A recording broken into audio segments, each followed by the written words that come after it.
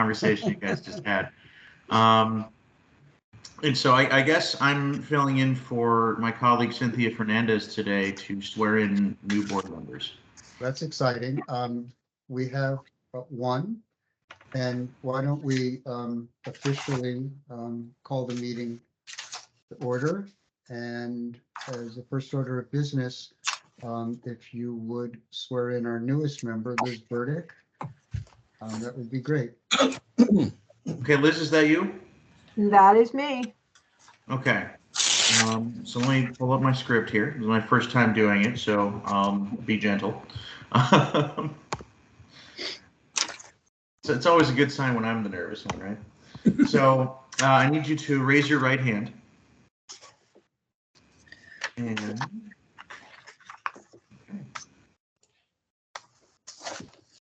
do you solemnly swear or solemnly and sincerely affirm, as the case may be, that you will faithfully discharge, according to law, your duties as a member of this board to the best of your abilities, so help you God, or under penalty of perjury? I do. Congratulations, you're sworn in. All Thank right. you. Thanks for having me, everyone. Mazel tov. All right. We are ready to go. And I see Mark Berkowitz has joined. Is he still here or did he go away? He was here a moment He's in the ago. meeting. Yeah, he's here. It's showing him. Yeah, guys, I apologize for being late. I had on my schedule that we started at 10:30, so. Yeah, not a problem. Not a problem. Welcome. We're just starting. Okay. So first order of business is we have draft minutes from our last regular meeting, which was December 7. Get a motion to approve A motion to approve. from Al, and do we have a second Second, from Liz Burdick. Liz? Thank you. I'm looking at the minutes and not the screen. Any corrections, additions, deletions? If not, all in favor? Oh, I'm sorry, Marcia, please. Yes. I have a correction. They have me down as a mobile home park tenant. Oh, goodness. So they do. So they do. I don't know if that means I got promoted or demoted, but there we have it. I have been a park tenant in the past, but I'm not currently. Right. So we'll correct that to have you listed as a mobile home industry representative. Yes. No, we're gonna have it as a mobile home park owner. Is that the Yeah, category? Miriam is the Oh, owner, right. You're right. Sorry. Yeah. I'm sorry, I'm right here. I just stepped away. What's up? I'm sure my name as I walked in. that you were the industry representative, and Yes. I was. Yep. And you're the owner. Sorry about that. Yeah, it's Okay. interesting, Marcia, you became a tenant. I did. Rafe, I said I used to be a tenant years ago, but that's not my current occupation. All right. So with that correction, all in favor? Aye. Aye. Minutes approved, and we'll Abstained. move to the minutes of the special meeting, which was on January 24. I need a motion to approve. I'll make a motion to approve. And a second. Second. Any additions, corrections, deletions? All in favor? Aye. Aye. Aye. Okay, the minutes are approved. So we'll wait for the engines to go by. Rafi, what'd you do? And so we would typically go to CHFA at this point. but, Brian, do you want to go ahead or wait and see if Colette shows? I don't want to hold you up, but whatever you'd prefer. Okay.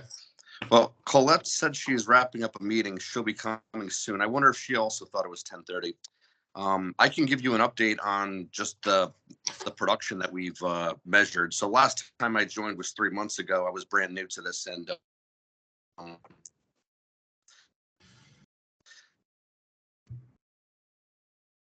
Brian, our we, partner Capital for Change, who handles that.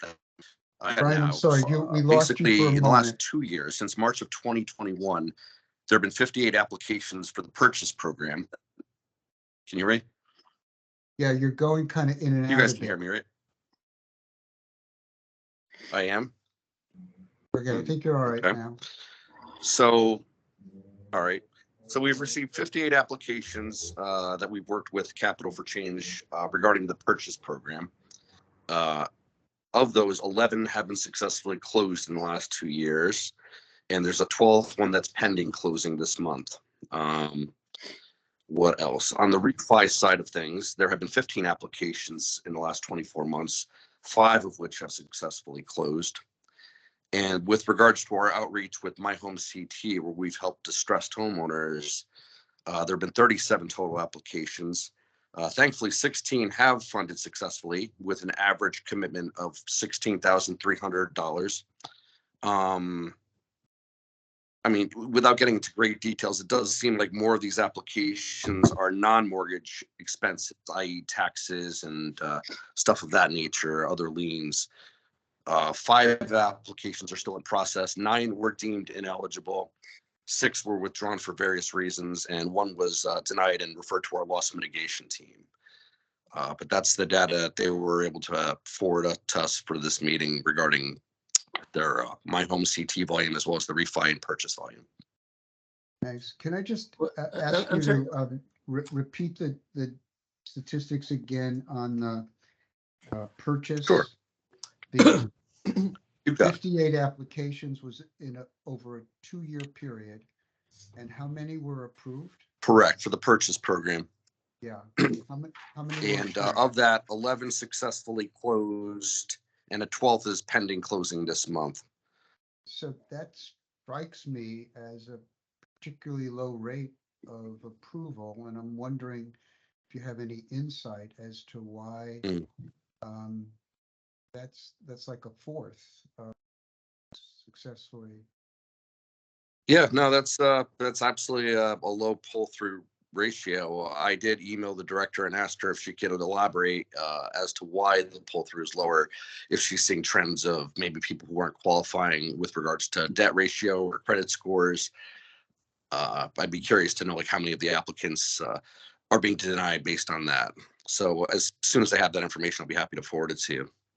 Please, if you would, if you can send it to me, because we won't meet again for 3 months, and I'll send it out to the council. Sure. And on the You got it. On the refi side, can you give us those stats again? Sure. 15 total applications, which I think is low, given the fact that we've really tried to revamp that program. It's currently being offered at a 1% fixed rate. But 15 total applications and only 5 have successfully closed. Both of those numbers are comprehensible.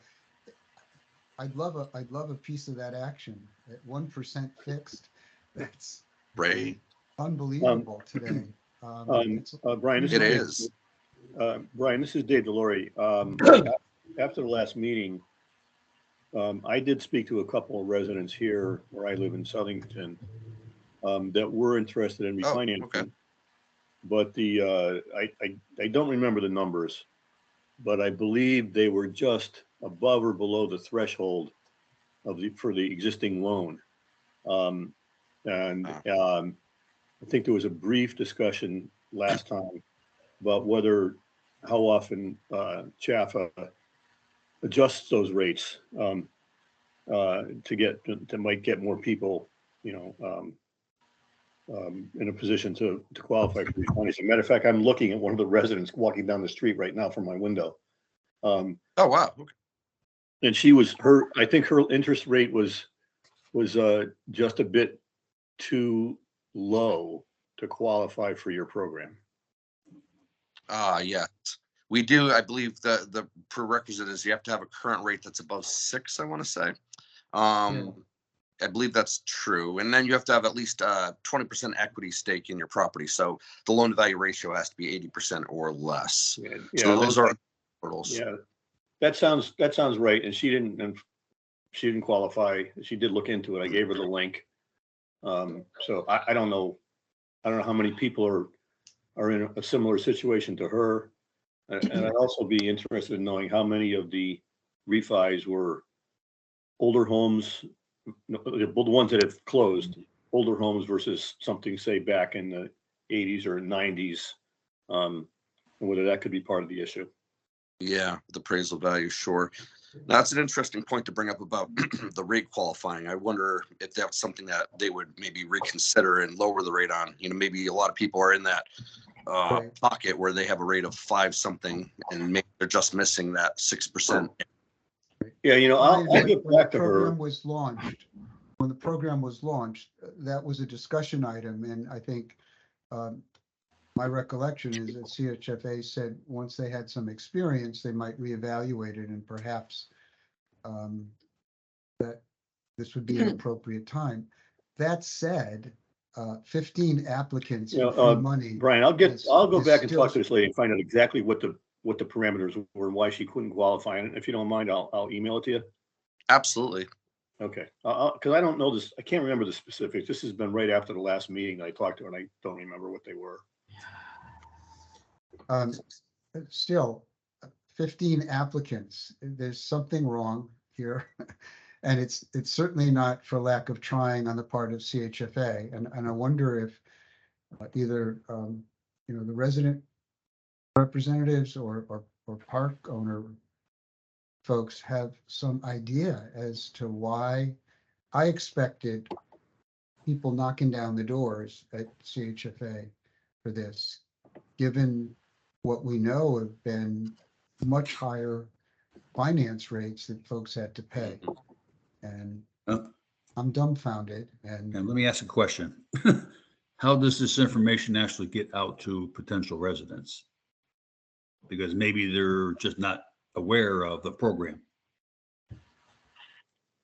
Well, are you familiar with the Brian- history of the? Yeah, I mean, I know Brian's newer, but I mean, Marcus, I know did an extensive campaign. We'd have to get details from him, but I know that he did a very extensive marketing campaign.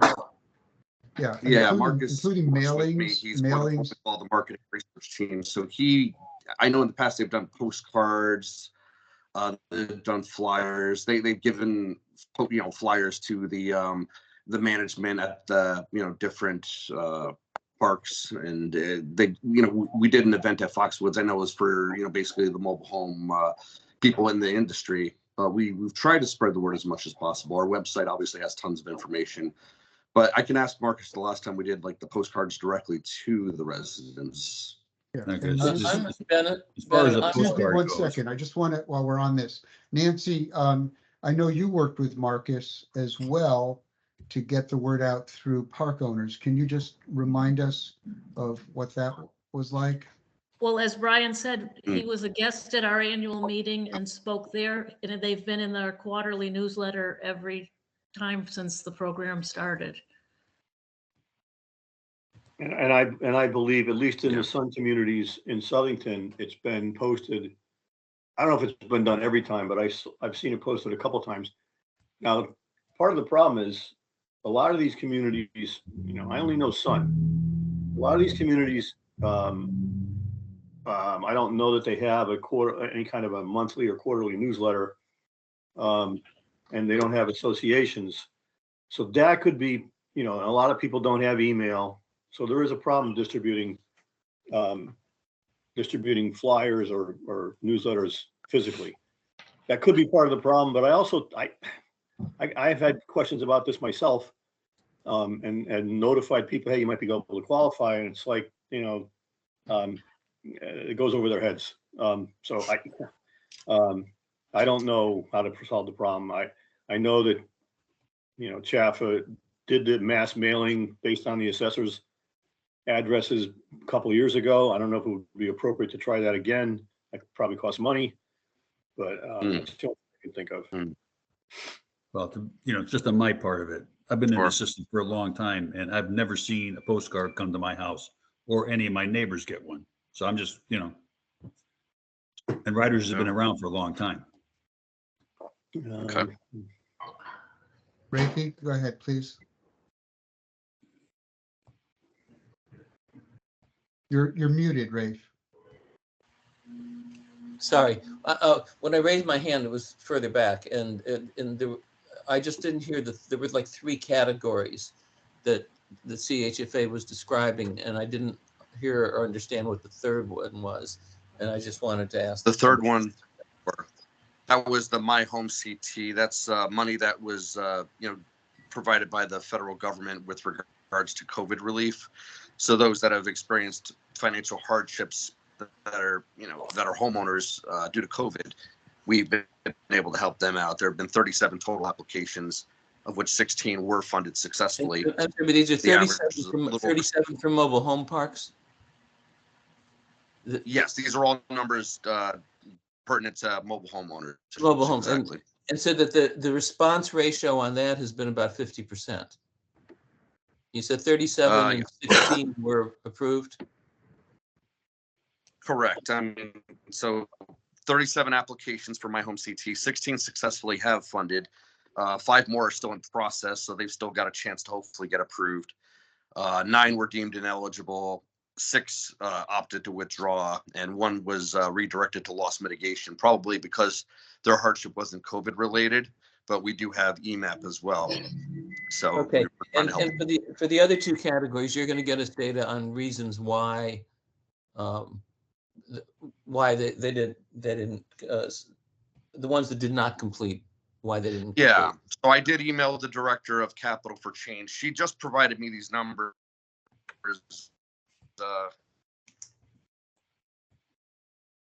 I think he's cutting out again. Brian, yeah, you're frozen for a moment here. Day and a half ago. Good. Brian, we lost Yeah. you when you said you'd emailed the director and she provided the numbers, and that was Okay. as far as you got.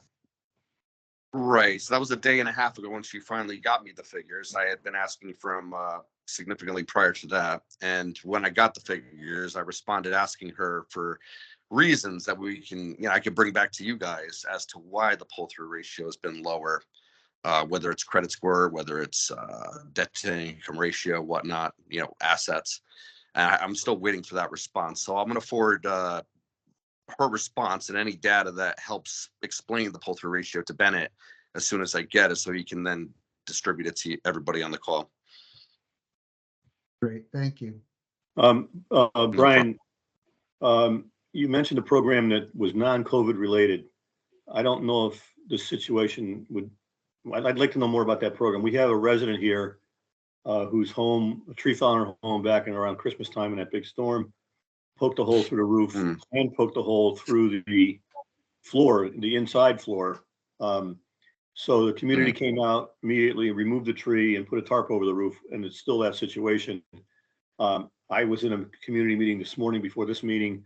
They're going to look into the situation, but is the other program you were talking about, if the problem is they can't pay for the deductible on their homeowner's insurance, would that other program provide any help to these people? Possibly. I'm not a specialist on the EMAP program, but basically it's for people that hold a mortgage that are having a hard time making the payments, and they don't fall into our My Home CT bucket where the hardship is COVID related. So if they were to go to our website, chfa.org, they'll find resources that will lead them to both My Home CT and EMAP. We have a whole section for distressed homeowners. If she doesn't have a mortgage on the property anymore, I'm not quite sure she'd fall into that, because I do think that's for people that are currently holding a mortgage and having a hard time making the payments. All right, I'll look into it. Thank you. Okay, no problem. if there are no other questions for Brian, we can, I actually have a question. please. This is Liz Sure. Burdick. So again, very new, just sworn in this morning. So one of my questions was addressed is how do we get the word out to, the public? I know that we, several years ago, and I think we just finished it up this year, we mapped all of the mobile homes in the town of Montville. So we have a GIS overlay. And is it something that could be, is there any sort of, campaign that I could have posted on the town website with a link? I'm thinking, from a planner point of view, how do we get the word out? And that doesn't always get the word out either, but some folks actually do go to our website. They like to read minutes of meetings. They like to listen to recordings of meetings that they were not able to attend. So that's the question. Is there anything that towns can do to add it to their website as an announcement? I mean, sure. We could maybe have them hyperlink on their website, provide a hyperlink to the direct area of our website that speaks to the mobile home refinance program, for example, at 110 or the purchase program. I could certainly check with Marcus on that. But that's that would be great. question. Thank you. Yeah, I no just problem. put the link in the chat. Oh, That'll perfect. take you to our landing page.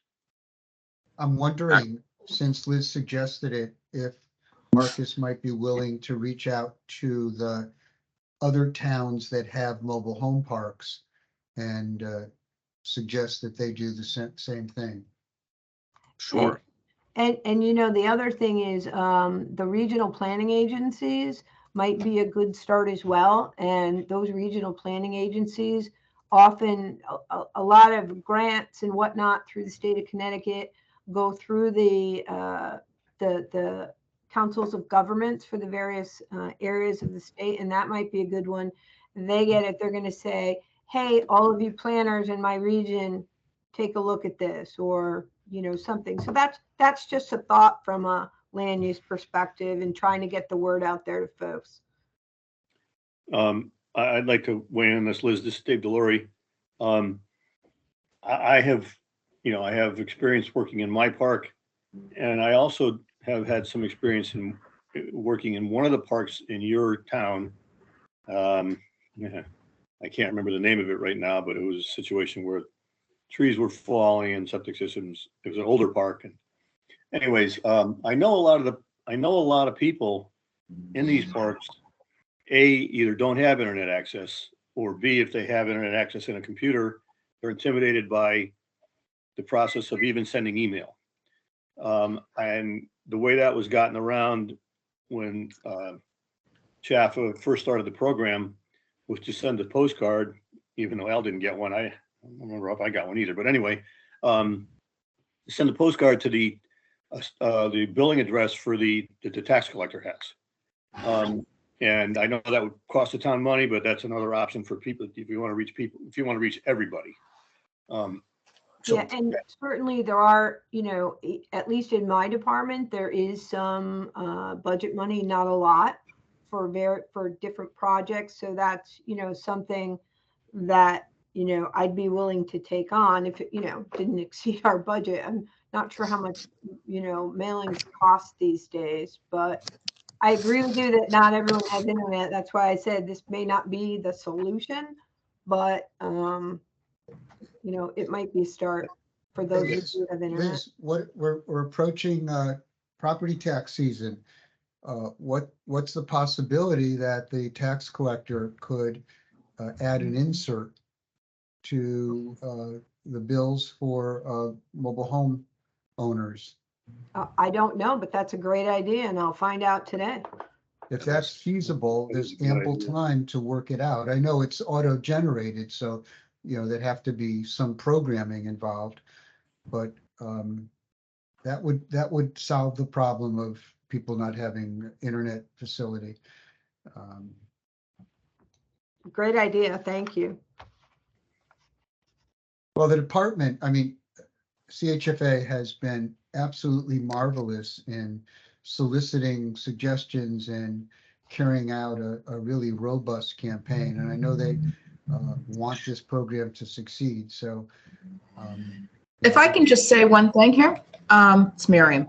Just, I'm not sure if anyone has ever done the study, and I don't even know how you would do it, but I think everyone, you're focused on, well, there's X amount of thousands of residents that live in manufactured housing in Connecticut, and therefore we're going to go, send out things to all of them, which I guess is the only way to do it. But honestly, folks, I'd like to see what the percentage of residents or homeowners that have actual mortgages or loans on their homes.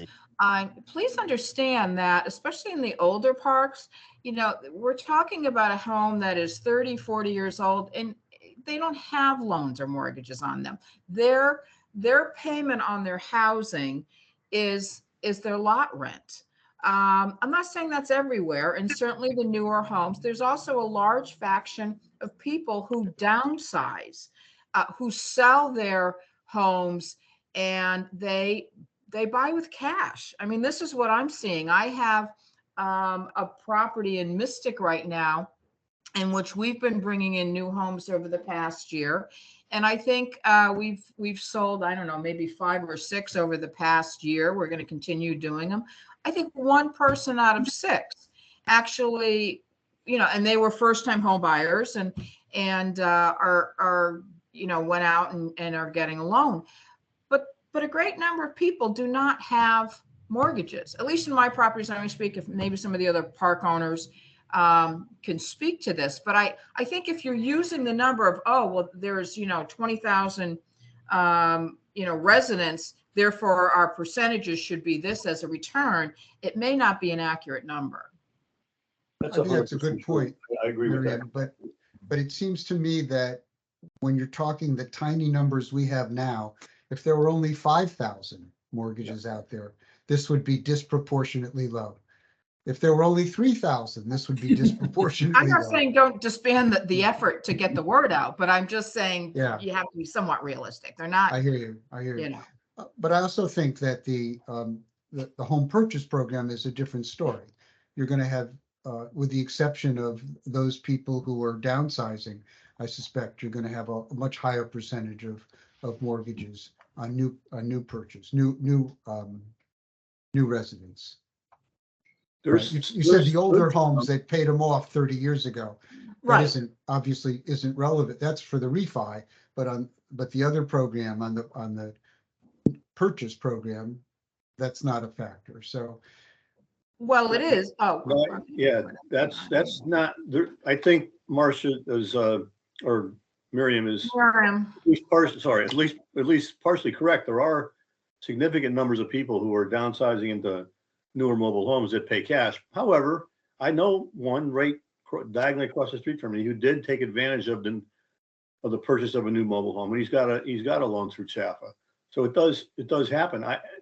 And so I would say, both things are true, that some people are downsizing and paying cash, but due to the fact that there's 10,000 units in the state, that the numbers that they're reporting are low. I think both things are true. Just one other thing, Brian, that I'm pretty sure Marcus did, but you may want to talk to him about. Ben Castingay, who is a council member who's not able to be here today, is very active in the real estate. He's a broker, and he's, I guess, is he chair of the real estate commission? I think he might be for DCP. Anyway, he's been suggesting using the realtors' regional connections and trainings and other forms of access, so that, for those who are involved in the sale, at least, that's another point where you can get some information out. It might be time, even if Marcus did it, it might be time to do another hit through the realtors, and Ben could certainly be helpful to you in connecting with them. He's quite eager to support that. You said his name is Ben Castingway? Yeah, and Colette has his contact info, so Oh, Colette does. Okay, perfect. So she can forward that to Marcus Yeah, then. Marcus does, because I know Marcus and he were in communication when this program started. Very good. That's So I great. think, yeah.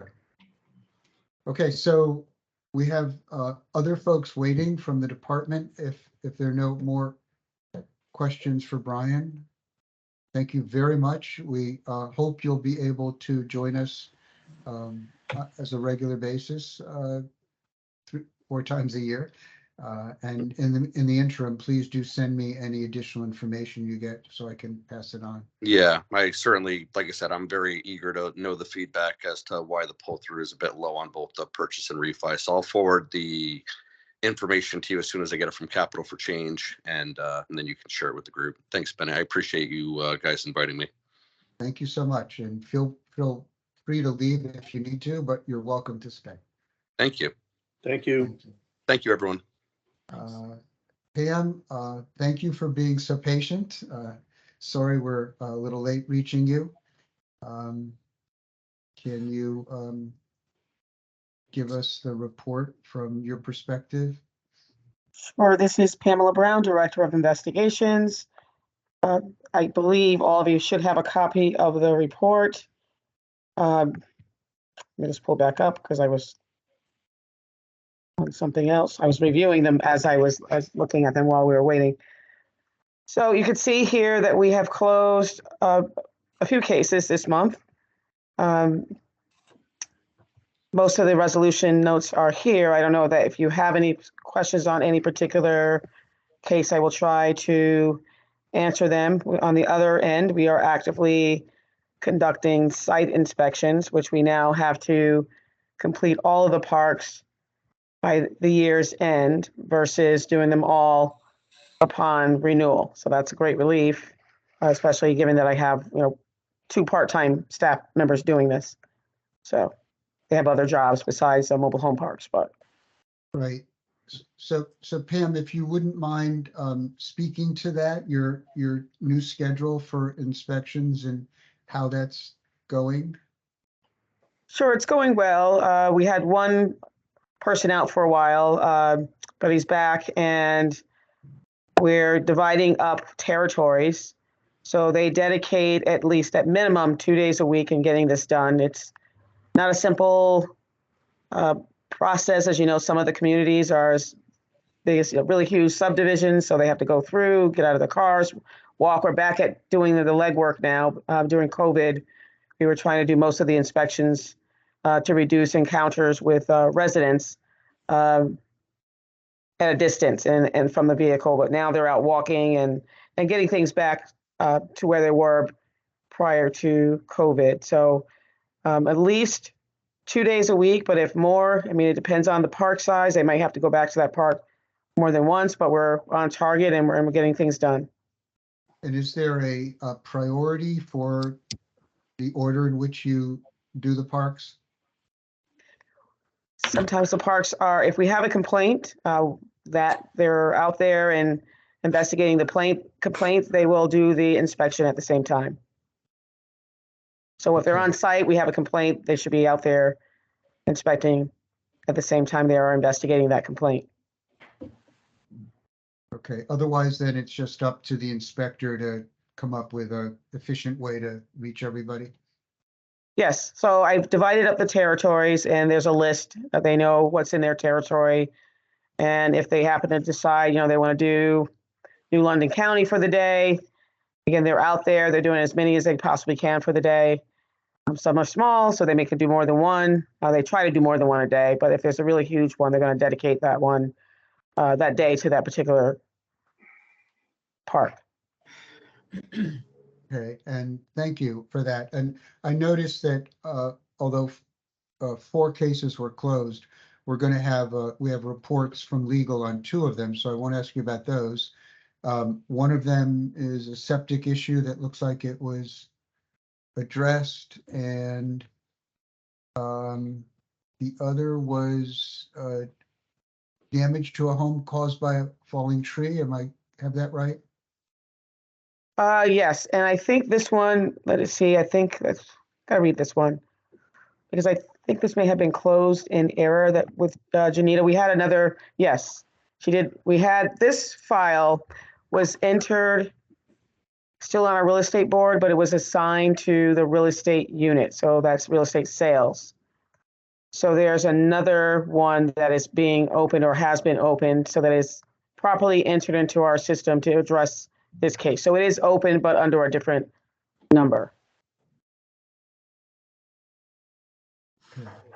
I'm just trying to see what Janita put here. So there's a new case that she has here. It starts with an X2243. So it will be, it's the companion case is still open. So this was closed because it was entered on the wrong board, if you will. Oh, So Brenna, can I ask a question about this case? sure.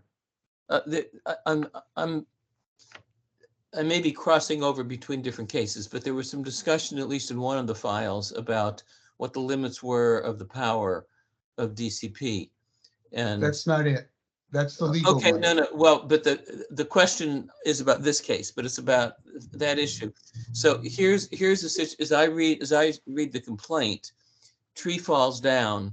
And the question is who's responsible for dealing with the fact that the home has been destroyed by the tree falling down. And so my question is, if DCP confirms that these facts are correct, then what is this something that you consider to be in your jurisdiction to deal with the fact that this person can't use their home in the park because the tree fell? Or does DCP say, well, falling trees is not part of our responsibility and that's a matter for you to work out with your insurance company, or we don't have anything to do with it? So my question is about, in a case like this, what does DCP see as the scope of its jurisdiction? And if the Sure, I understand. Yeah, and if the complaint is verified as being true, what is it you would do in response then to the complaint to solve the problem?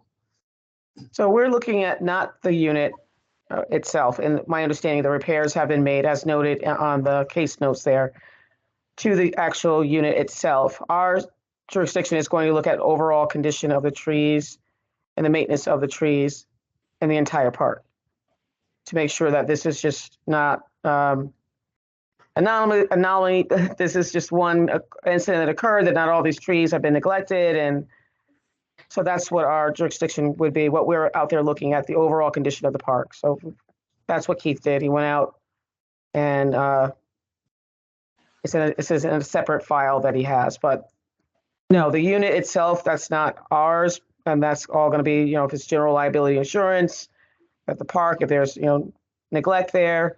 But we're going to look at the overall condition of the trees and suggest to them which ones might be maybe hanging over that appear to be, we're not experts, so we recommend that they get an arborist out to look at certain trees, and we will give them information. They get photographs that we take during the inspection so that they're fully aware of which ones we're talking about. Well, so let's just say hypothetically, because I don't know what's true in the facts of this case. Let's just say hypothetically, this was a tree that one could diagnose as being a likely tree that would fall. It was known to be unhealthy. Maybe there was an arborist that had come out at the request of the park owner and had identified some dangerous trees, and the park owner had not taken them down. It's expensive, and maybe the tree isn't really going to fall down, but it fell down. If that were to be the case, it seems to me right off the bat that would be a violation on the part of the park owner of the statutory responsibility to maintain the park. So I'm not understanding why that would be left to private matters rather than be seen as a responsibility within the enforcement capacity of DCP. Right. Your hypothetical is correct. However, we don't know what the circumstances. Excuse me, one at a time, please. I'm sorry. Go ahead. So in the case of your hypothetical, yes, would be responsible, especially if we gave them notice. They had notice, they have pictures, an arborist came out. But we do see that when we present an inspection report with photographs, for the most part, the parks are cooperative. They get someone out, they'll show us documentation that they had professional opinion from an arborist that this tree can be saved, this one needs to come down, we do ask for that information. So, in your hypothetical, yes, DCP will be looking at the overall condition of the park. Right, no, but I mean, you have an individual complainant here. I mean, you had somebody whose home was destroyed. Would you, so there was a consequence. Step one is, in this case, did the park owner fail to meet their responsibilities or not? Well, what I said when I opened up is that, let me just finish the question. If you were to determine that this was something where the park owner should have been responsible, would you do something in response to the complaint on behalf of course, yes, we would. No, Yes, like- we would. I think you're talking However, what I past mentioned each to other. you in this, at the beginning, that this case was closed with some notations because it was entered on the wrong board. There is a companion file that is open and still active. So to go speak about that one, I can't. But this one appeared because it's closed. It was on the wrong board, entered on real estate sales. And as you can see, there was an incident date in June of 2022. The repairs, we do know the repairs have been made, but it is actively being investigated under another case file number. Pamela, can I just intervene here a little bit to try to clarify where I think Rafi's going? The notes say that repairs have been made, and to me, that suggests that they were made by the park owner. But let's assume for a moment that the park owner said, no, go to your insurance company, I'm not responsible. Would the department act on that? Would the department adjudicate whether the park owner had to repair the damage caused by the falling tree? Well, I would say we would look into, I understand what Rafi's going. But there's a bunch of factors that we would need to take into account. One, yes, the park owner who owns the tree. Was a tree in poor condition? Did they fail to maintain the property? Yes, we're going to look at that. If it just happens to be an act of God, is it the tree just fell over due to a windstorm or a freak storm or what have you? And that's probably a rare incident. That's not something that's due to their neglect or the condition of the park. So we'd have to take all of that into consideration. And again, it's open on another case file number, but it is here. We can't remove it because you're entitled to see the cases as they are closed, but it does create a little bit of confusion because it is on this report. Pamela, this is Mark Berkowitz. I'm a community owner. How many cases have you had where you have notified a community owner that the trees are dangerous and subsequently a tree fell on somebody's home and damaged that home? I would have to look that up I in our database. I'd have to look that up in order to give you an accurate number. Yeah, I suspect it's very few, if any. So why are we talking about a hypothetical that is never happened? And because I think once we get into discussions like this, we go down a rabbit hole where it almost sounds like, the industry is neglectful of taking care of basic maintenance issues. And we belabor these points over and over and over again. And I think the council is here to promote the industry. And when I continuously hear things like this, I feel like this is not what we're charged with. I understand if residents are living in a community that could be dangerous with trees that haven't been taken care of and they're cited by DCP, and one of those trees ends up falling on a home and destroys the home, somebody gets hurt, that's awful. And as a community owner, that person that should be followed up on. But why are we talking about hypotheticals that in my 15 years on the council, I haven't heard of one where somebody has been cited and then all of a sudden that tree fell in the home, cited by DCP, and subsequent to that, the trees fell in the home and destroyed the home. So just my thoughts. I'm going to have Mark. Oh, sorry. I'm going to have to weigh in on this. This is Dave Delory. I know of one in Griswold. It happened in 2018, where the woman up there was running around with her hair on fire and filed DCP DCP complaints for more than one. And the house then fell on the tree that he was complaining about, fell on the house, crushed one end of it with the guy in the other end. And that same park is one of the complaints. The next complaint on the list is a woman complaining about another tree in that same park. Now, she didn't, this latter one, she didn't file a complaint against, file a tree complaint. So Mark's right in that situation. But the one in 2018, there were numerous complaints she complained numerous times about that tree and others. And she complained to DCP. Yes, yes. And DCP followed up on it. Because I think it's also, Dave, it's also important to understand that we're not talking about a given here. Even if an arborist comes out and says, yeah, that one you may, I mean, this is not, they can't come out and tell you with any amount of certainty that a tree is going to fall in any given time. I understand. And so we do the best that we can with routine maintenance. That's really what you want community owners to do. So I think this is something we just need to keep in mind as we belabor some of these issues, that this is not something that even if an arborist came out, I'd be surprised if they said that, you know, this tree is in imminent danger of coming down. Perhaps they would, but I bet if you get two different arborists, you get two different opinions. Okay, well, so it also happens to be that park in Griswold, after that whole incident took place, and the state rep who owned the park and lost it to foreclosure, the new ownership, G&W, which is mentioned in the complaint, that's the other complaint that's been closed. That company went out and did a Paul Bunyan-esque.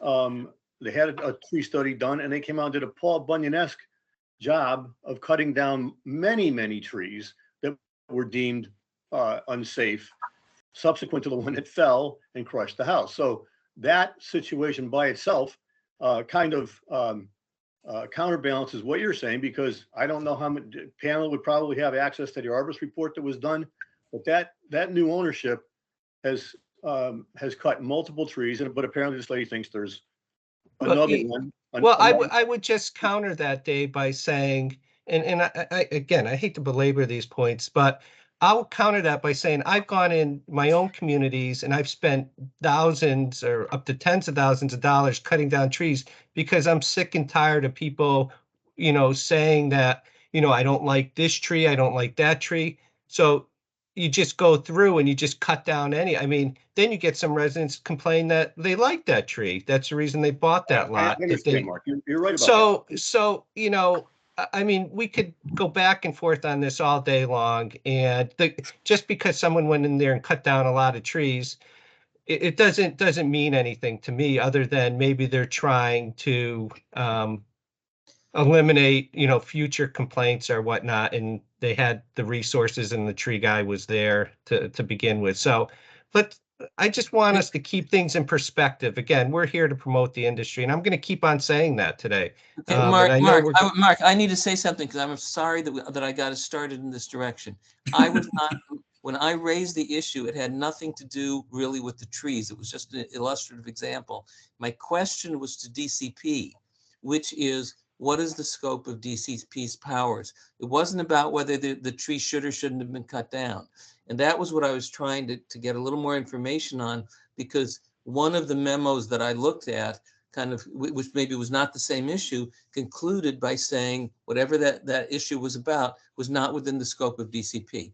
And so I was trying to understand DCP's limits on what they view as the scope. And that's because historically within this advisory council, DCP has often expressed a very narrow view of what is within their jurisdiction, while the statute has a very broad view of what's within their jurisdiction. I didn't mean to open up a conversation on whether trees should come down or not. So I'm sorry about that, because that wasn't my intent. My intent was to try, the more the DCP says in response to a question, as I think we heard some of that, if condition A had existed, and if such and such is true, yes, we would have done something because within our jurisdiction. And I was pleased to hear that answer, because that was what I was hoping for, but I was worried I was going to hear the opposite answer. But I'm sorry, I did not mean to No, open up the conversation And about. no need to apologize, and I appreciate the explanation, Rafi. Thank you. I Yeah, think from and our end, it's can I very just say, important. What we're And if I gonna- could just we're gonna add move one thing, on. please. We're going to move on to Thank a you. clearer example of Rafi's concern in a moment. We don't need to keep Pamela tied up here. I do think in terms of keeping things in perspective, Mark, you're absolutely right. If you look at the numbers, right, we have very, very few complaints opened in the quarter, right? This quarter is like any other. Two complaints were opened, and arguably both of them are not about trees. So with 10,000 mobile homes, or 20,000 mobile homes rather. Probably 10. 10? Okay, Yeah. with 10,000 mobile homes, that's not a bad number. And it's probably inevitable, especially when you're dealing with something as problematic as trees. So I think our focus is not to beat on the industry. I think the industry looks bad if we keep highlighting anomalies. On the other hand, the industry looks really bad if the department isn't doing its job and trees are falling and crushing mobile homes all the time. So I think we need to keep our job in perspective as well as what the data are showing us. If people don't have further questions for Pamela, we are running late. I know we've held her I here. have one quick I would one. just like to add something. This is Pamela Brown. If Please. you read the resolution notes, it says 34-hour storm. So that was what I was saying to you, that and if it's just to answer Rafi's questions, but it was as a result of a 34-hour storm. And yes, as Mark is saying, this is not something that we see broadly in the industry, but any complaint that we receive, we don't close it and say, we're not looking at this. We have to investigate it.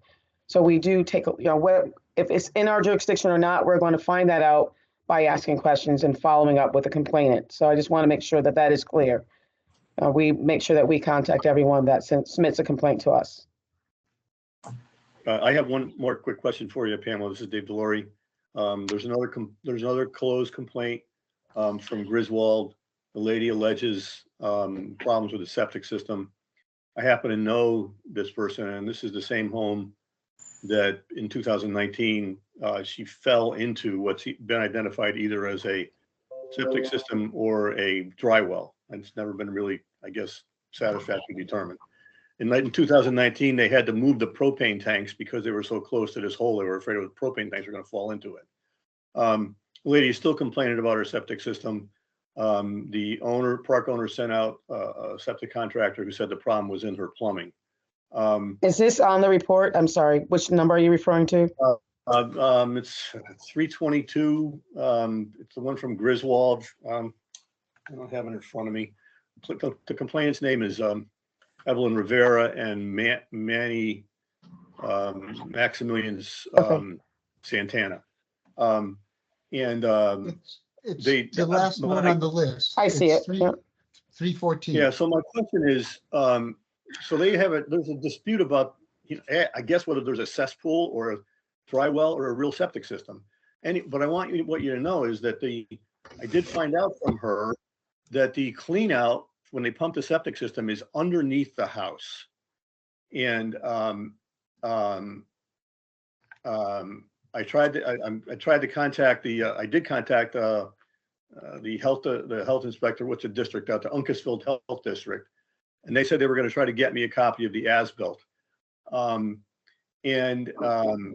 So my question is, when you guys are doing inspections or inspections of a complaint and or for recertification of their license, like you're doing the inspections now, do you guys ever contact the local health district to see if there are outstanding complaints there? If it is germane to the case, we are looking at, we don't go to every town to ask if there are complaints.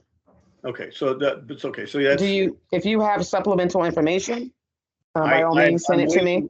Yeah, I'm waiting for the guy from Uncasville Health District to get back to me. I don't think that the lady has filed a complaint subsequent to the 2019 when they were out there. However, it seems like it's an ongoing issue. It hasn't been resolved, at least to her satisfaction. And I'd just like to get a determination somehow from the health district if they still think it's a problem, but that has to be worked, going forward. Okay, and then we would need something to show that they actually had if there was a plumbing issue identified. Yeah. Because that was noted here, as you can see. Yeah. You don't have it in front of you, but that was No, I a read question, it. their plumbing. So Yeah. we would need some information to show that they All right, had well, that inspection as well, but send it my way. I would be willing to look at it again. Okay, all right, thank you. Thank you. All right, Pamela, thank you so much. Thank you. And you're welcome to stay as well. I might, but I'm not really sure. But if not, enjoy the weekend, everyone. You too. Thank you. Thank And you. you. And I've been negligent. We have two guests with us, Carol Marchigiana from Colchester County. Colchester. Yes. Colchester. Yes, you've been quietly sitting there. Thank you for attending. And John Mesner. John, forgive me, but can you just identify yourself? Yeah, good morning. Again, John Messner. I am essentially replacing Mr. Hurlbert as the state program manager within the investigations division, working under Pamela Brown. Oh, great. Well, welcome. We're glad you're here and hope you can stay as well. Thank you, sir. Want to give both of you a chance to offer any comments if you have them before we move on. I have nothing right now, sir. Carol?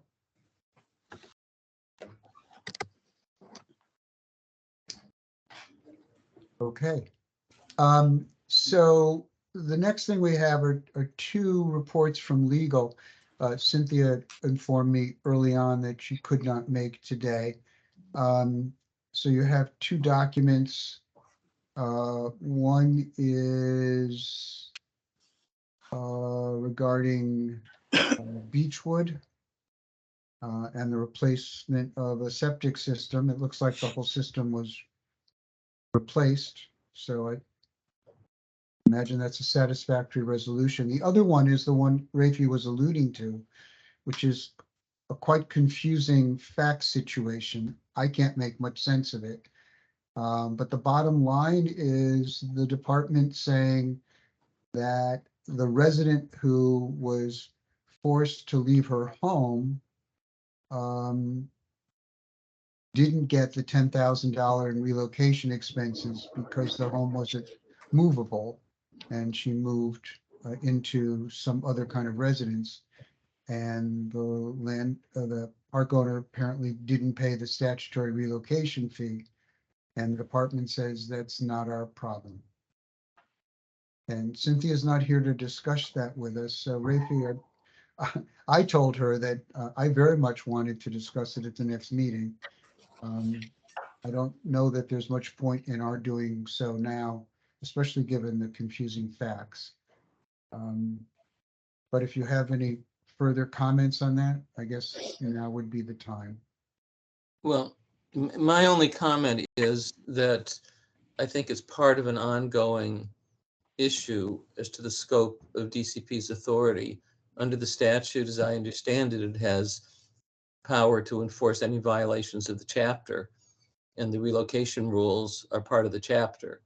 So while it might conclude on the facts that there's no basis for enforcement, it seems to me if they determine on the facts that there's a violation of the statute, it's within their power to enforce. I mean, I'm not saying there may not be discretion as to what they do and what they don't do, but anytime DCP says they can't do enforcement of something that involves an allegation of a violation of Chapter 412, it seems to me that's a matter of concern for us. So I didn't really think through carefully that particular complaint, and I guess at this point I'm not even expressing a specific opinion on it. But I'm glad if, I agree, Bennett, with you that we should bring it back at the next meeting when the right people are here, because I think that's a really important issue. Yeah. One of the things, I do want to say one of the things, and that is that one reason it can be hard to get people to complain to DCP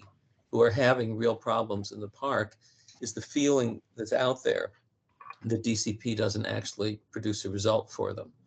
And so I think we want people to feel that DCP is an appropriate place to go, that we can send them to DCP to file a complaint, and that they'll get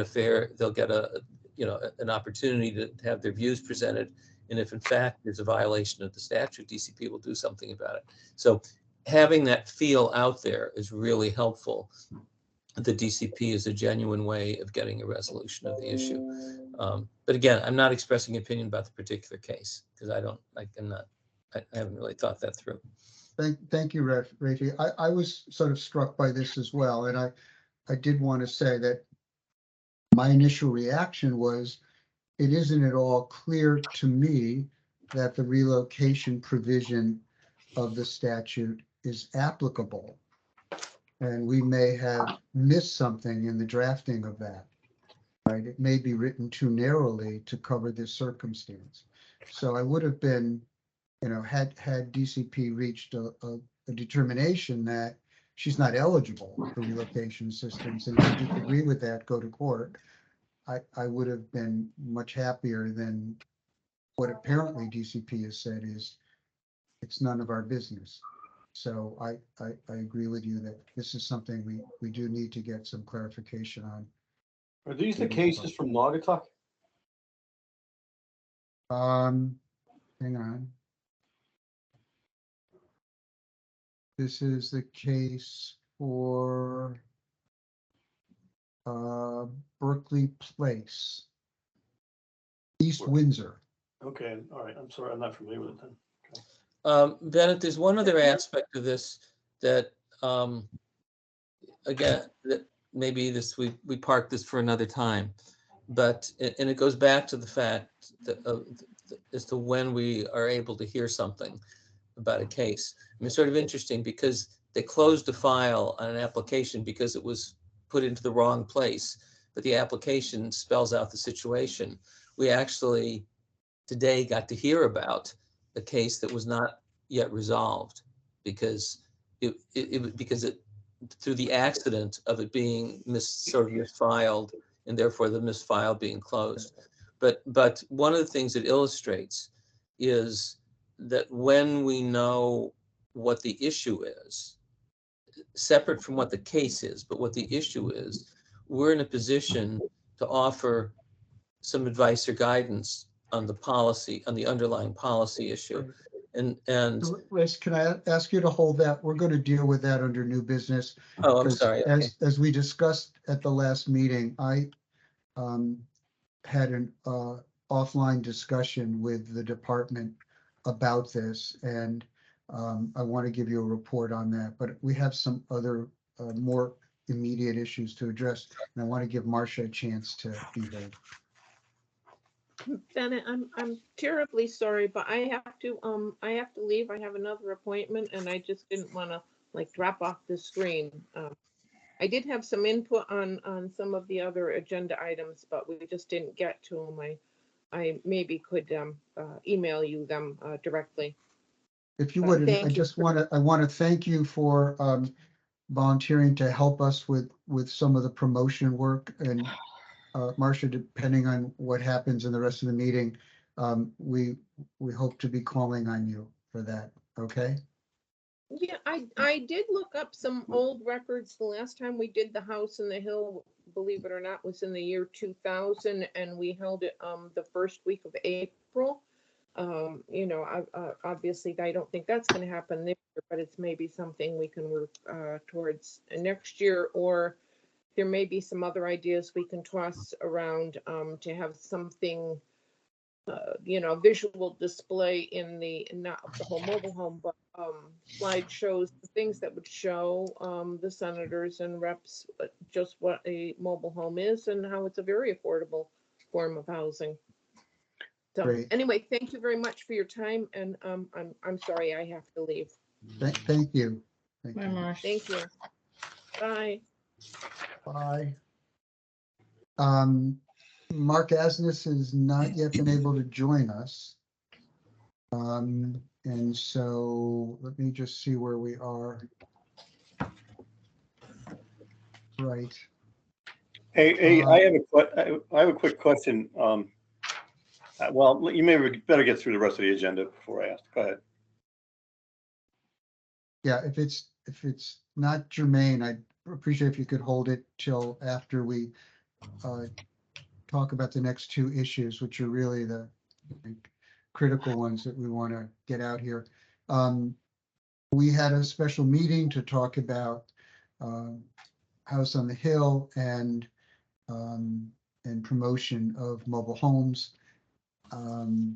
Not a lot of follow-up after that, I'm afraid to say. And I'm wondering, Nancy, if you have any information from your work with Mark about he was going to explore the possibility of getting a home for us to demo. So can you speak to that at all? I don't think anything has been done on that. He's been very tied up with what's been going on at the state capitol. So his focus has not been on obtaining a house. Right. Yeah, well, And I think he said that he had had a conversation with you about that issue of where his time was being yeah, allocated. that was some time ago. And the world is looking a little different today.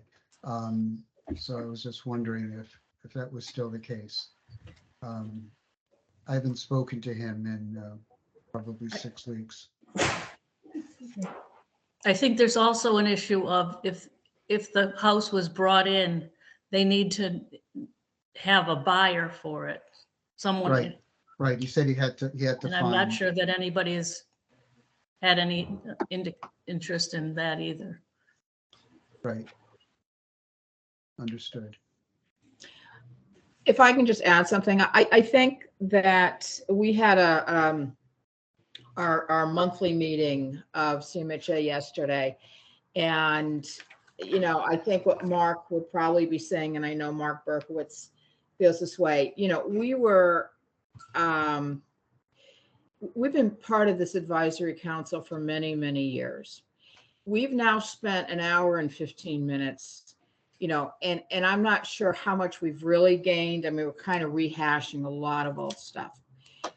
And yet this past month or these past few weeks, when these issues were taken to the legislature, I think we're not, I mean, I'm a little confused. I'll just call it confused as to why Bennett, you know, we've never discussed things as an advisory council, which again is supposed to be on promotion.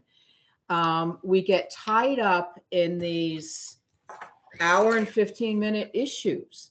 And here we are, we're out there, you're asking us to promote the industry. We want to be promoting the industry, but then we're made to look like these kind of, you know, greedy landlords and little else without sort of any sort of, I don't know, discussion beforehand.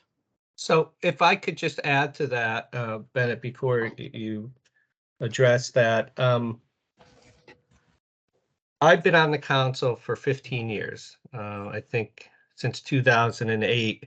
And one of the things that's always struck me about this council is the spirit of cooperation between, I mean, we have many professionals on the council. We have some pretty smart people here.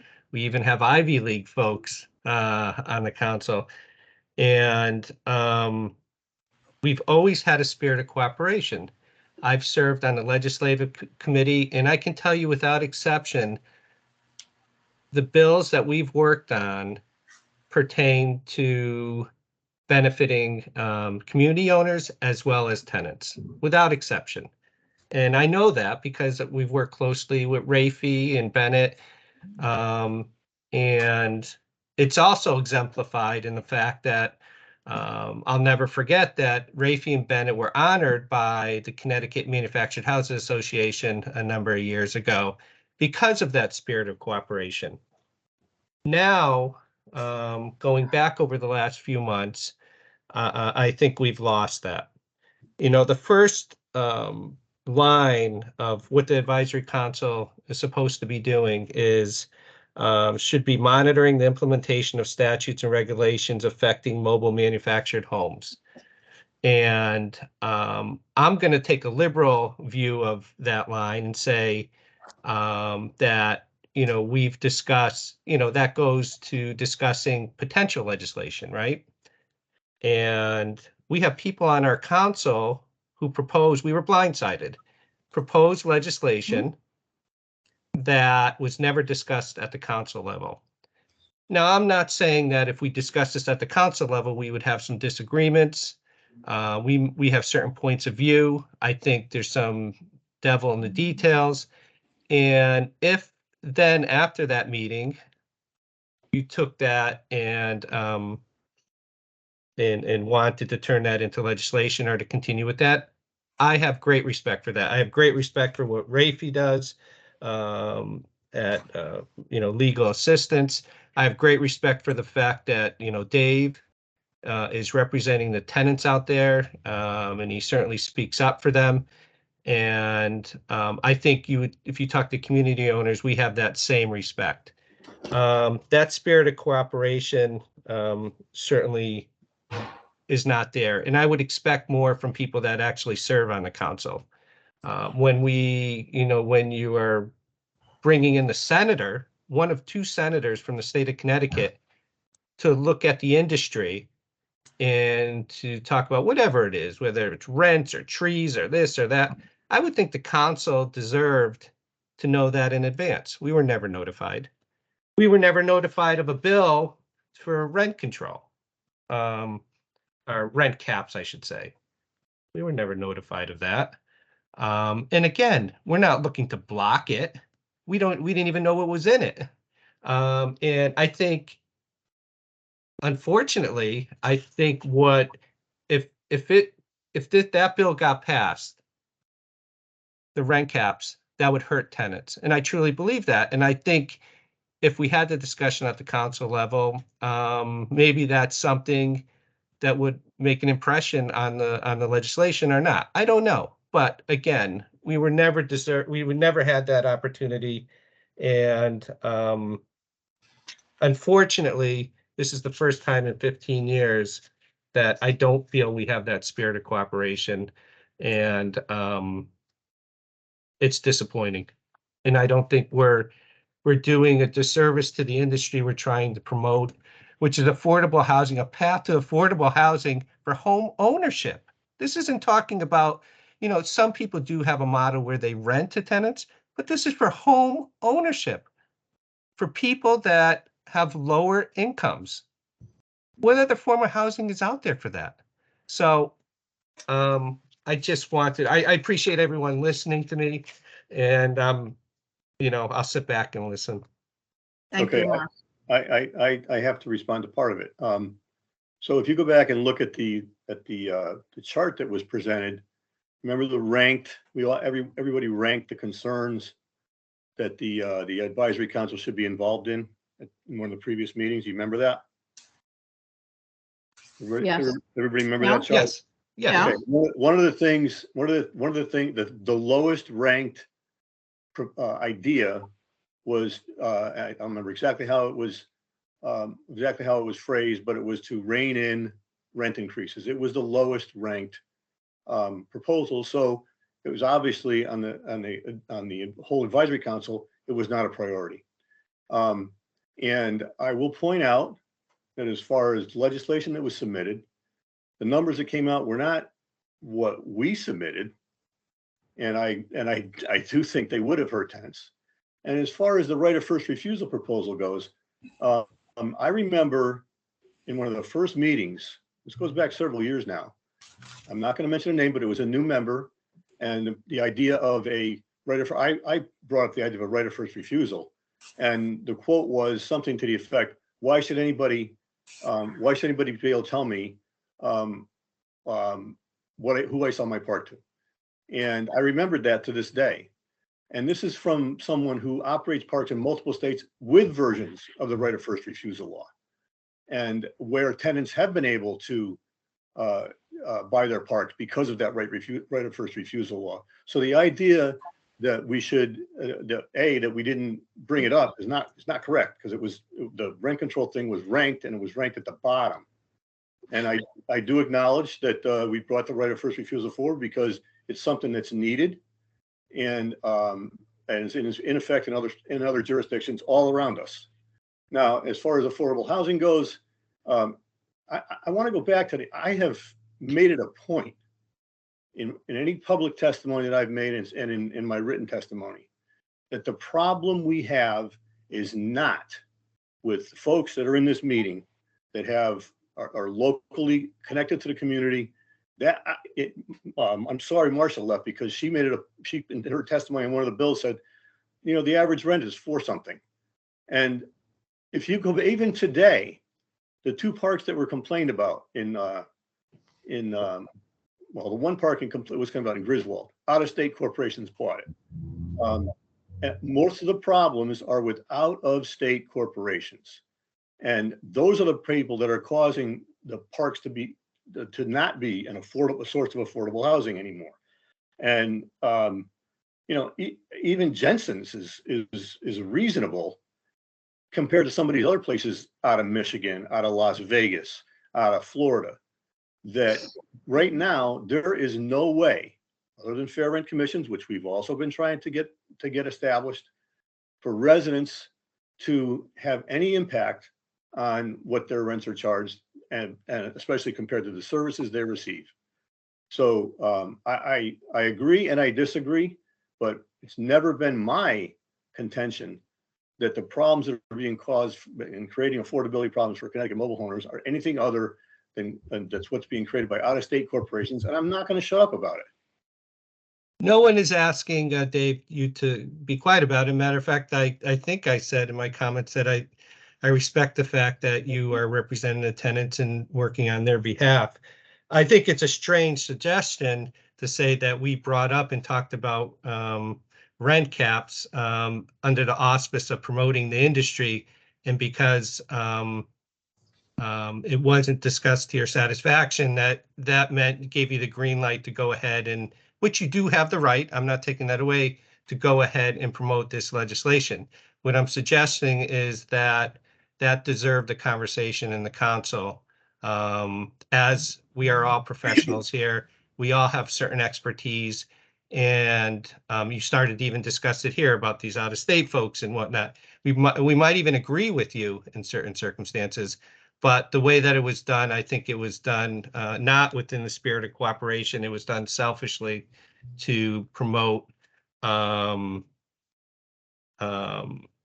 what your perception is of how tenants are treated overall when it comes to certain issues within the industry.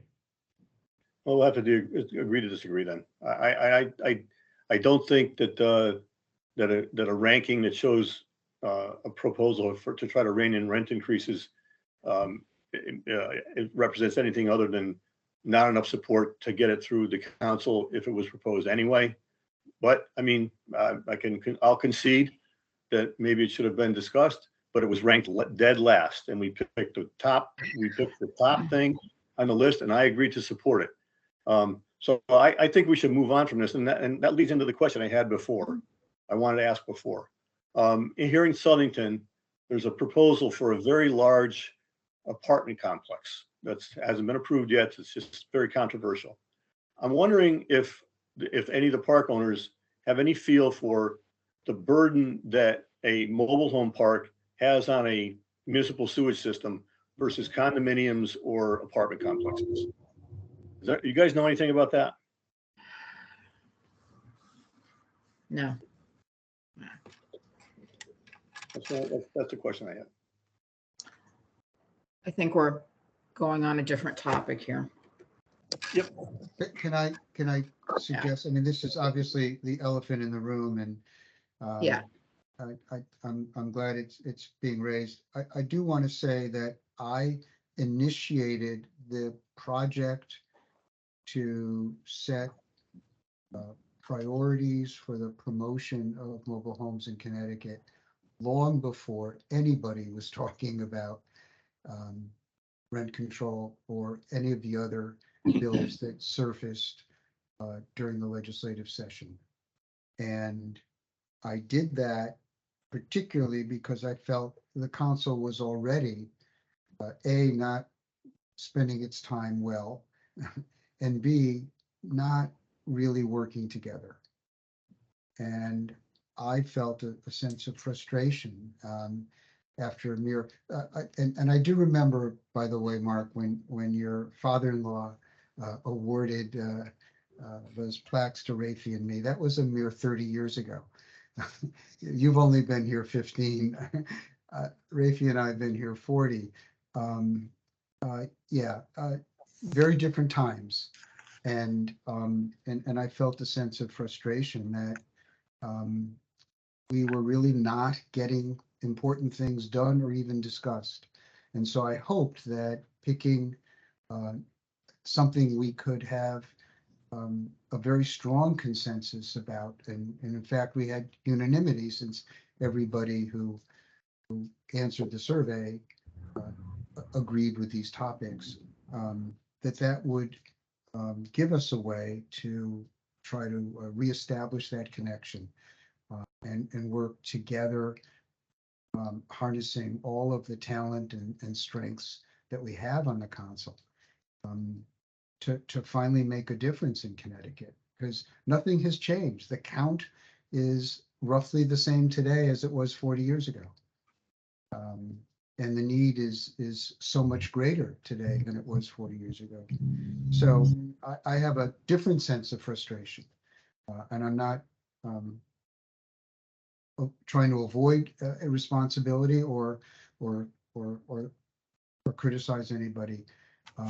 I think this malaise of ours predates by a lot the introduction of the legislation. It isn't quite over. One item we were going to, Rafi was just going to share with us, and I will let him have the floor in a minute. One piece of legislation that remains from all the bills that were filed this year. And it may be that we have to wait until the dust settles, but if we don't get back to this idea of working together on the promotion, I think the council might as well go home. Because I think we've had a good run, but we're done.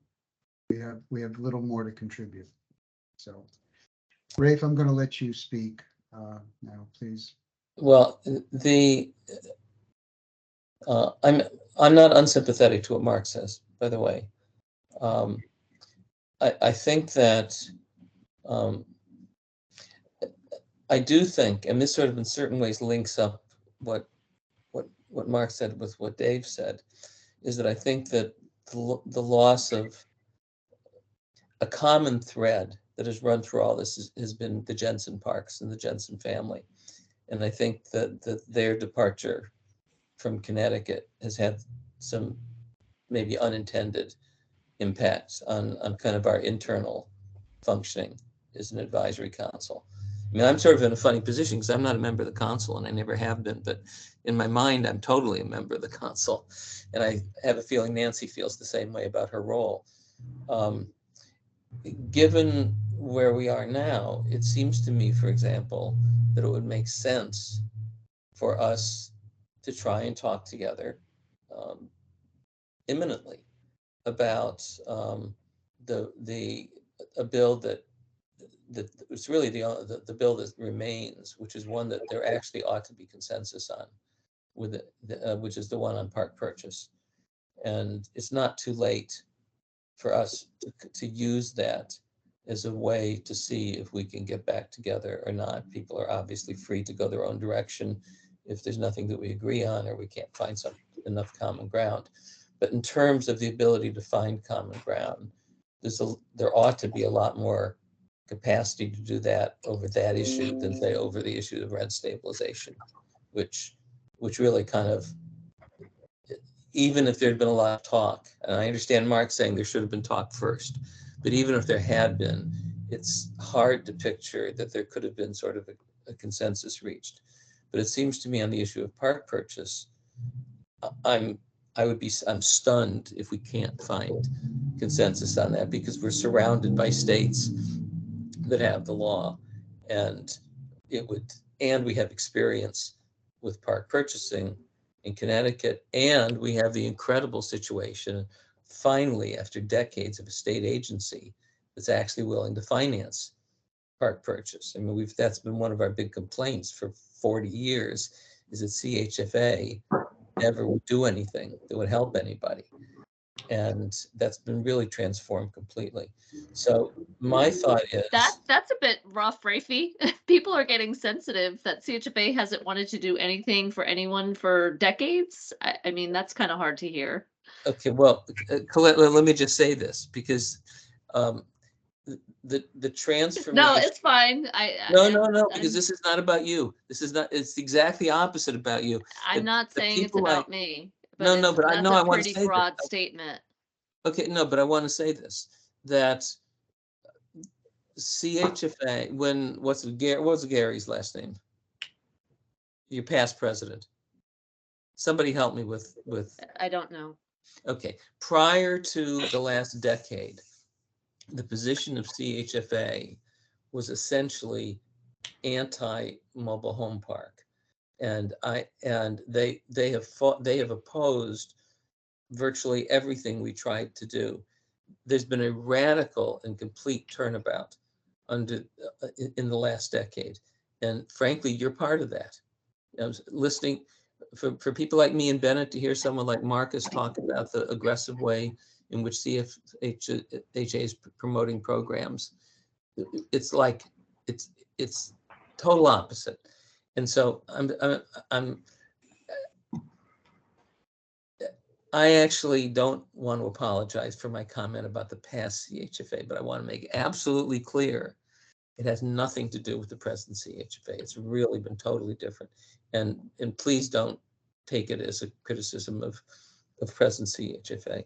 But in any event, it doesn't matter. Well, but my point is that this is actually a time when there are possibilities that is now. I mean, that being the major bill that's left that deals with mobile home parks, there really is an opportunity for, I think, for consensus on this bill. So my thought was that as a step forward, maybe we should make it an affirmative effort to get people together, like within the next week, and talk about that bill and see if we can start as a way of rebuilding. I think it's important that this council exists. I think that we don't want a situation where the council, where people feel that they can't talk to each other. And so I think my suggestion is that may be an area, with the understanding that if there is no agreement or there's nothing that mutually is acceptable, people will go their own way, as that's always been possible. But I think that's one issue where there's room for possible agreement. Well, let me call the question with the industry folks. Is there any interest in sitting down through the legislative committee and seeing if we can do something with the raised committee bill? I can't speak for everybody, but I do know that it was discussed yesterday at our board meeting, and yeah, we have some suggestions as far as that bill moving forward. I think I can't speak. I know Mark is taking the lead on a lot of this, so I wish Mark was here to speak to it, but I think that would be a good place to start, and I appreciate Rafi suggesting it. But I'd be happy to convene a meeting of the committee, and anyone who's interested can certainly join. And I think we have to move quickly. Rafi, just give us a sense of timing here. Well, that's Senate Bill 988. The status of that bill was on Tuesday, I believe. It was JFS out of the Housing Committee. You usually figure it takes about 2 weeks between the time the bill is approved by committee and the time it comes out in file, which would mean it'd go to the floor. It'll go to the Senate first because it's a Senate bill. So the bill is really, so the bill's right now in this kind of in-between situation where it's in staff offices to be worked on for final language. Obviously, any bill can be changed anywhere in the process. I mean, it can also die. That was kind of the one bill that really came out. The rent stabilization bill was never voted out of committee, so it died. There was a small bill that was designed to try to get more information out of DCP, make it easier, and that one also died. And there was a bill floating around in a different committee that people might be interested in, which was to encourage more promotion of the purchase program.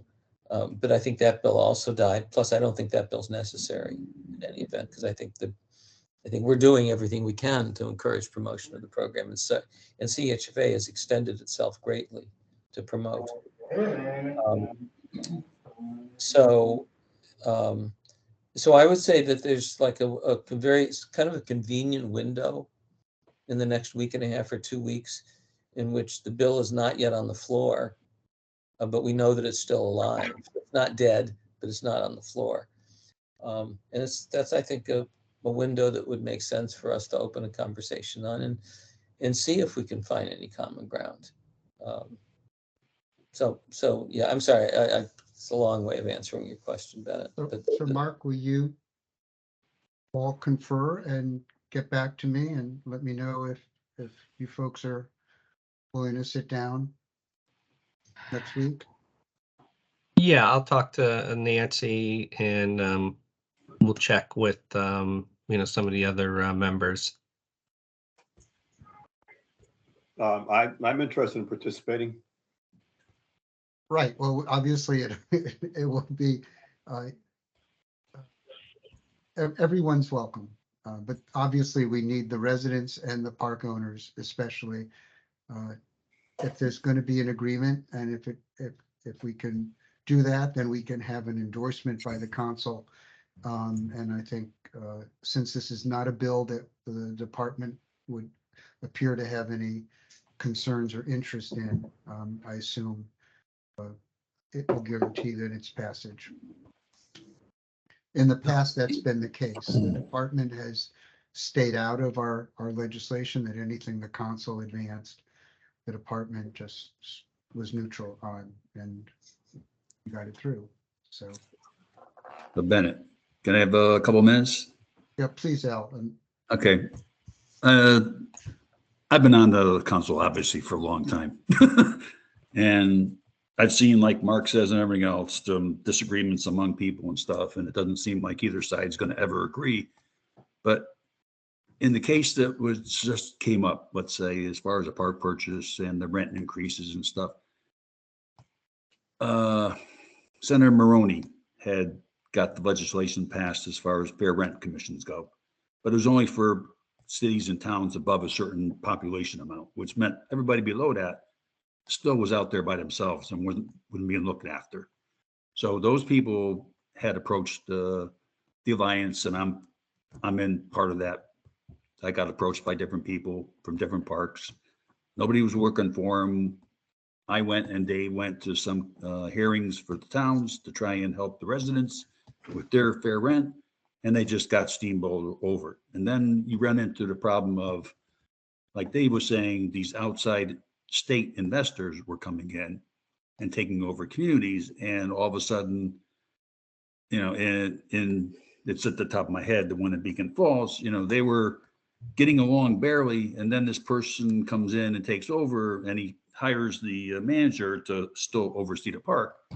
And right away, the rent goes up almost over $100. Those people have nowhere to go at all. So when they approached us, we were trying to figure out a way of helping them out, and not with any intention of hurting the Connecticut homeowner, the park owners.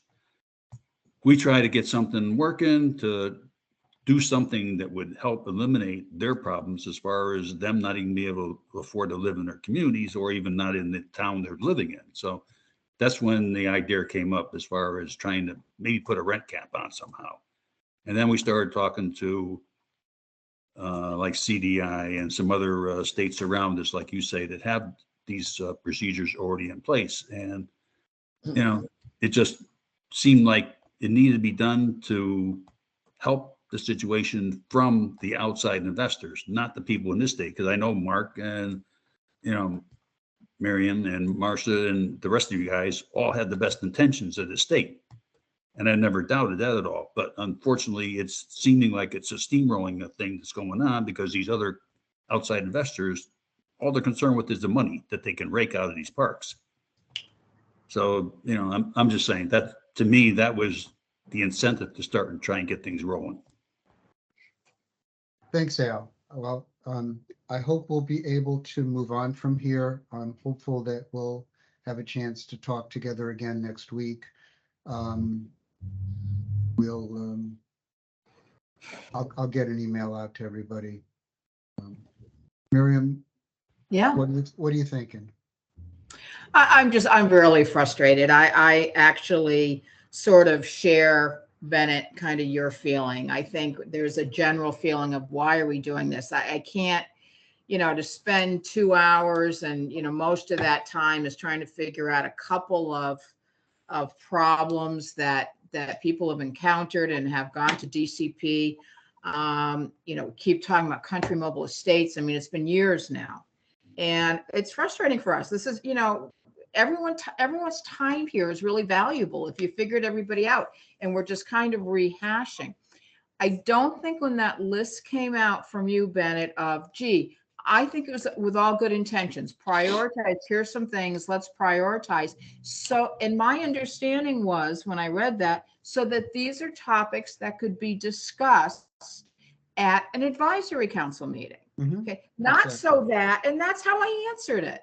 Okay, I'm not sure rent control is about promoting the industry. I don't make it the top couple of ones on there. And so to be really blindsided that suddenly people are testifying, introducing themselves as a member of the, Dave, you certainly did not represent that you were representing the advisory council. You did state that you were on it, as you should, but it does put us in a very sort of awkward, and this whole thing is kind of depressing. I mean, I don't know how we're supposed to garner enthusiasm to do such things as House on the Hill project or support all these different projects when we really do feel like, isn't this what we're supposed to be doing in this advisory council? I mean, I don't, to me, it's been a waste of time. I don't know what's really been moved forward in the past 3 or 4 years. I don't really see it. Well, we're, okay. I will cop to it and I pledge to you that I will no longer in public testimony identify myself as a member of the advisory council when it's not appropriate. I will say that in my view, part of promoting mobile home parks as affordable housing is finding a way to deal with out-of-state corporations that are raising the rents so they're not affordable. I don't know any other way to do it other than what I proposed. All right, Dave, but that's a discussion that could have been had before that. You know what? I represent some out-of-state folks. There's a whole other side to this story. And that's for another day because it's 10 of 12 now. I think you're missing it. How many meetings have we had that we wish these issues could have been brought up and we could have come up as a group? I'm not saying we'd agree. Of course, probably not going to agree, but that we don't suddenly get a notice that people are testifying. And that's what my understanding, and I've been on the advisory council for a long time as well. Okay, and when we talked about things that we brought up at the legislature, whether it was a transportation bill to bring in larger size homes, whether it was the situation with people having a right of first refusal and compensated if their homes had to be moved. You know, we talk about Ryder Park, those laws, as far as even giving $10,000 or $7,000 or whatever it is as a relocation, came about just before that, and in part because of that. And all of that was really discussed as a group, and we made some great strides because of it. I don't see what's just happened in this past month. I think most of us feel completely blindsided. And why do we have an advisory council? I don't want to talk about Country Mobile Estates anymore. I'm sorry. I can't listen to it anymore. Well, Thank you, Miriam. I'm gonna. And one more thing, because we keep sort of knocking DCP. Let me just tell you, if somebody was multiple parks around the state, I have gotten my fair share of letters from Keith Lombardi and Department of Consumer Protection because somebody has made a complaint, whatever it is, against me or the park. I jump when I see that. Okay, if I get something from Department of Consumer Protection, all right, and I think my fellow whoever's on this owners, it does not get ignored.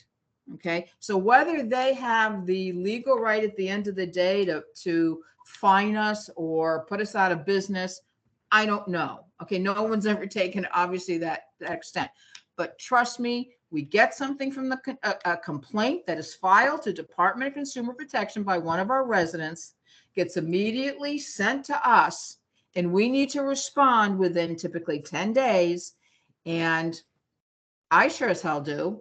And we come to a resolution, you know, so far so good. We're gonna be out of time. I am hopeful that we can have a productive meeting next week. Maybe even come up with a consensus redraft that we can offer to the committee before the bill is printed, and then move on from there. I think if we don't, my intent had been that we were going to spend this meeting talking about how we go about the promotion. Obviously, that wasn't possible. One thing, assuming that we are in a mood to try again for June, I'm going to propose that we ask our friends from CHFA and the enforcement people from the department, instead of coming at the beginning, to come at the end. We'll give them a guaranteed time slot, and we'll claim the first hour for our own discussion, and see if that works better. I did want to just end with a report on the meeting I had with the department about this whole question of what information we're entitled to.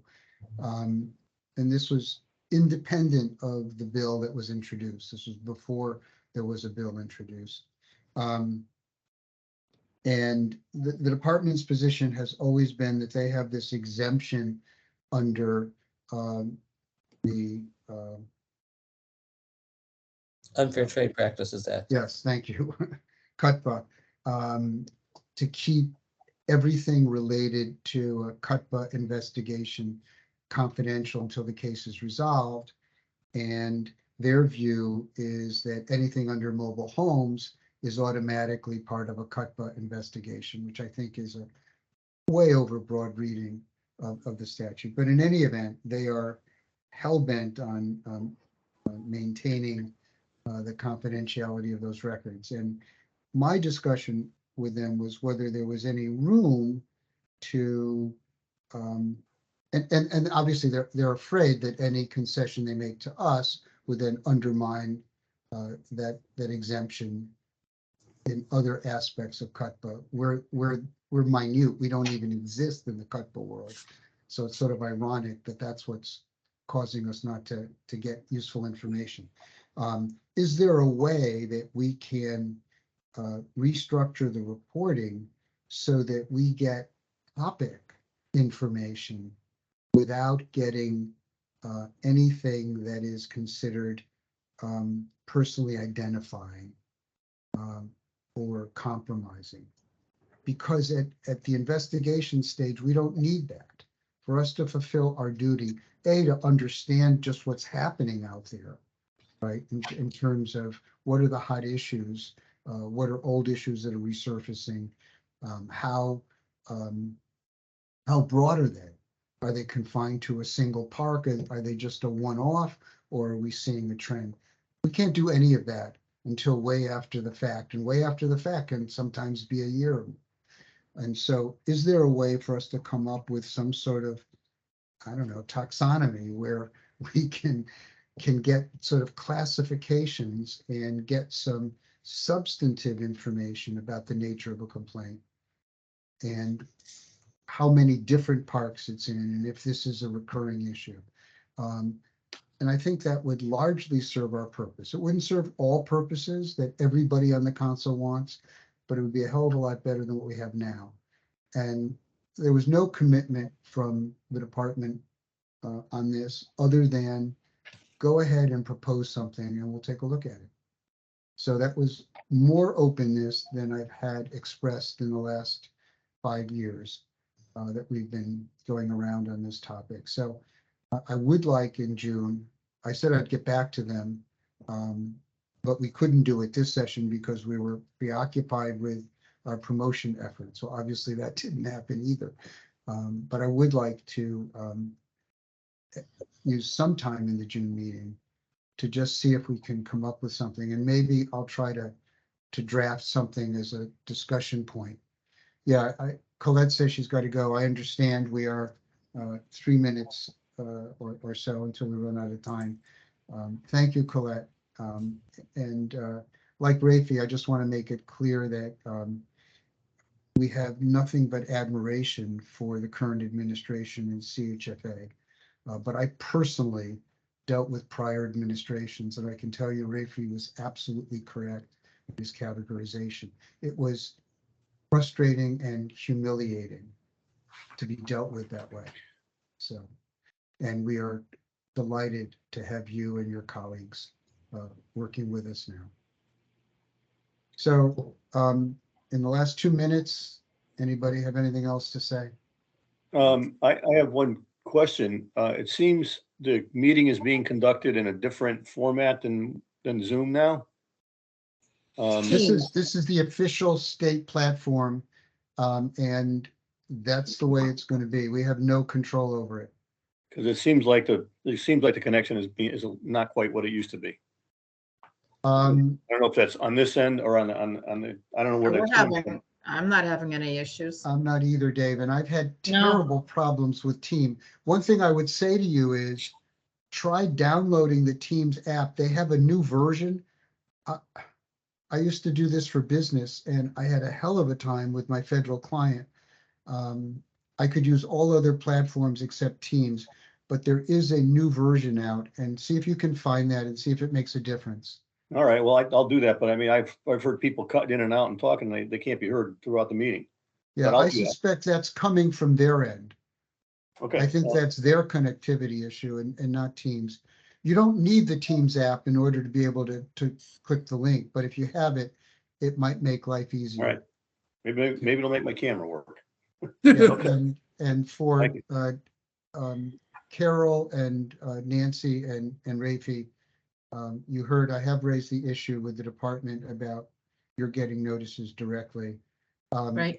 Do bookmark that website because all of us have to use it for attachments, right? So that you've got access to, and the DCP website has the URL for the meeting. So the meetings are public meetings. So, and you have the dates. So worst comes to worst, you do have a way to directly access the link for the meeting and to get all the documents. You won't miss anything, but you should be able to get an email telling you that. Wait, I'm sorry, but could you explain that again? Because so that there is a DCP. specific website now, a Yes. DCP, that all documents of this, Yes, and I um, sent you that link. I sent you that link, Rafi, when I sent you the documents the last time. okay, but that's like a permanent link. I thought it was the way to get today's documents. No, You're I telling think me that that's is for our, all the I think that is our documents. permanent link. I will confirm that with Jay. Okay, and And then, then there's a separate link on the department website for accessing our meetings. and will that do you know, will that link get us in so that we can participate in the meeting, or is that Jay only said to view yes. the Jay meeting? said there's no distinction. Yes, you would be able to have full participation. Okay, thank you. Thank you. It's essentially the same link we have. So there's no Okay. reason in the world why you can't be on the email as a CC, but we'll see what they say. It won't be the first time we have been And puzzled when, by their response. Bennett, for the meetings of this council, is it the same link for every meeting? Or do they Yes, it's going to be the same link for every meeting. That's what I understand. Okay. And Jen, please correct me if I'm wrong. Is that your understanding as well? It is going to be the same meeting link every week so that it's more convenient for people. So that's, I mean, you can solve the problem yourself merely by, saving that. But again, you should be able to get notice with everyone else. Okay, We have thanks. always treated you as essential members of the council. So, I I have to apologize. excuse myself. I have another meeting to get Yeah, to. we're all overdue. All right. I'm Thank you, sorry. everyone. Thank you all. Hope to see you next week. Nancy, Mark, someone will get back to me soon, right? Yes, Thank you. you're welcome. Have a good Have a weekend, good everybody. weekend, Good everyone. week. Take care, guys. Bye-bye. Thanks, everyone.